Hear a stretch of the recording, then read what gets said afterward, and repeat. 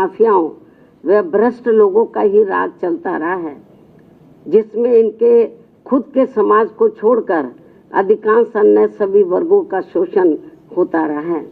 और इस मामले में दलित वर्ग के लोगों का तो इनकी सरकार में सबसे ज्यादा उत्पीड़न हुआ है। सपा के कई हजार गुंडों व बदमाशों आदि ने जो उस दिन मेरे ऊपर जानलेवा हमला करने का पूरा प्रयास किया है, ये सब भी किसी से छिपा नहीं है। वैसे तो मायावती के इस बयान को करीब 2 हफ्ते से ज्यादा का वक्त हो चला है, लेकिन सपा पर उनका किया ये सियासी हमला अब जमीन पर असरदार होता हुआ दिखाई दे रहा है। जो सपा पीडीएफ फॉर्मूले के दम पर 27 के चुनाव के लिए दम भर रही है, अब उसके सामने मायावती ने नई चुनौती पेश कर दी है।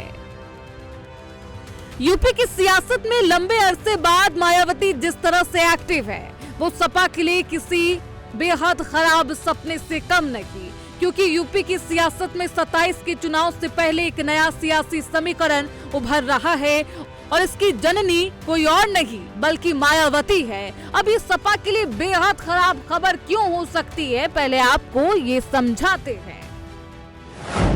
दावा है कि मायावती डीएमओ नाम का एक प्लान बना रही है।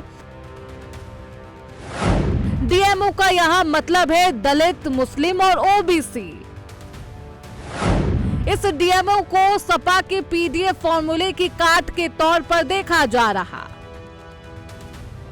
अब मायावती के इस फॉर्मूले के बाद सपा और बसपा वोट बैंक को लेकर सीधे सियासी टकराव की स्थिति होगी, क्योंकि भले ही नाम अलग अलग हो पर दोनों एक ही वोट बैंक को साधने की फिराक में है और ऐसी प्लानिंग यूपी के जातिगत समीकरणों को हमेशा से प्रभावित करती रही, जहां वोट बैंक की जंग हमेशा से निर्णायक रही है।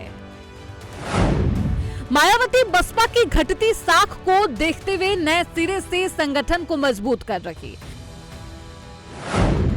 दावों के मुताबिक डीएमओ फॉर्मूला दलितों के पारंपरिक वोट बैंक को मुस्लिम और ओबीसी समुदाय के साथ लाना है।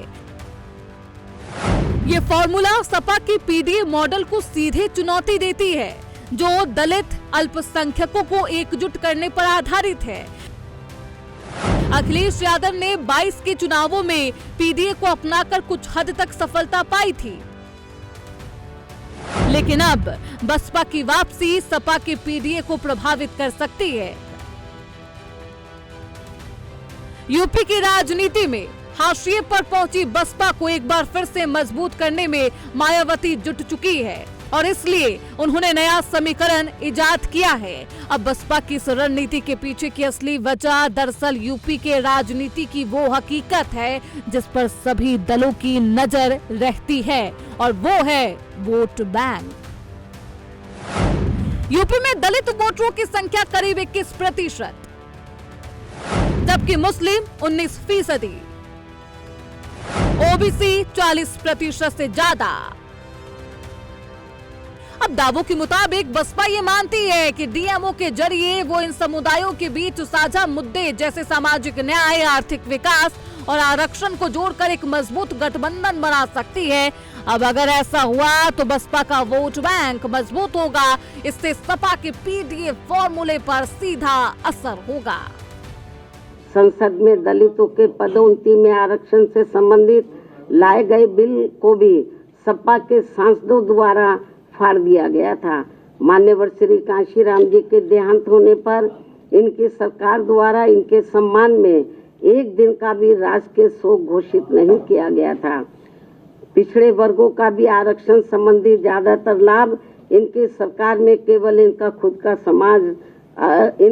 का अपना समाज ही उठाता रहा है। मुस्लिम समाज भी ज्यादातर उपेक्षित ही रहा है।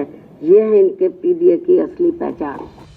दरअसल सपा पिछले कुछ सालों में बसपा के कोर वोट बैंक को अपनी तरफ लाने में कामयाब हुई थी। गैर यादव, दलित समुदाय के लोग एक समय में बसपा का वोटर बैंक हुआ करते थे। 2014 की बीजेपी लहर में पहले ये वोट बैंक बीजेपी के पाले में चला गया, लेकिन 24 के लोकसभा चुनाव में फिर से इसमें सेंधमारी हुई और सपा ने पीडीए फॉर्मूले के साथ बीजेपी को डेंट लगा दिया। लेकिन अब मायावती की सक्रियता इस वोट बैंक को फिर से लाने की कवायद कर रही है। राजनीतिक पंडित मानते हैं कि मायावती 27 के विधानसभा चुनाव से पहले सोशल इंजीनियरिंग 2.0 को धार देने में जुटी है। दरअसल बसपा को 2007 में ब्राह्मण, ओबीसी, मुस्लिम भाईचारा समितियों के बूथ स्तरीय नेटवर्क ने ही सत्ता दिलाई थी, लेकिन इसके बाद मायावती की निष्क्रियता ने बसपा के कोर वोट बैंक को हिलाया और इसका फायदा दूसरे दलों को मिलता रहा।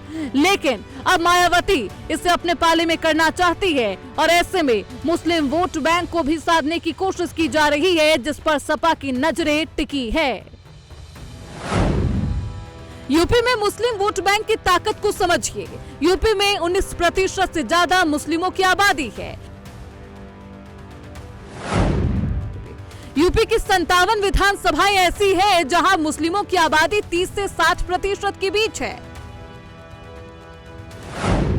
यही कारण है कि मुस्लिम वोटरों पर कांग्रेस सपा की तरह बसपा भी अपनी निगाहें टिकाई हुई है। लिहाजा इनके इसी सियासी युद्ध के कारण कई बार वोट स्प्लिट भी होते हुए दिखाई दिए और इसी के चलते 17 में बीजेपी ने इन 57 में से 37 सीटें जीती थी, जबकि 2022 में सपा ने मुस्लिम वोटों का 83% हासिल कर 17 से ज्यादा सीटों पर कब्जा किया। 2024 के लोकसभा चुनाव और 24 के विधानसभा उपचुनाव में इन सीटों पर मुस्लिम वोट बेहद निर्णायक रहे। कुंदर की सीट पर 60% मुस्लिम में बीजेपी ने जीतकर चौंका दिया था। दूसरी तरफ अखिलेश यादव पीडीए को और भी मजबूत करने की दिशा में कदम उठा रहे हैं। सपा ने हाल ही में कई ओबीसी और मुस्लिम चेहरों को आगे किया है, लेकिन बसपा की डीएमओ रणनीति वोटों के बंटवारे का खतरा पैदा कर सकती है। राजनीतिक पंडितों का कहना है कि अगर मायावती सफल रही तो ये सपा के लिए झटका होगा, क्योंकि दोनों पार्टियां एक ही वोट बैंक पर निर्भर करती है। हालांकि मायावती इसमें कितना सफल हो पाएंगी ये तो आने वाला वक्त बताएगा। Bureau report, prime news.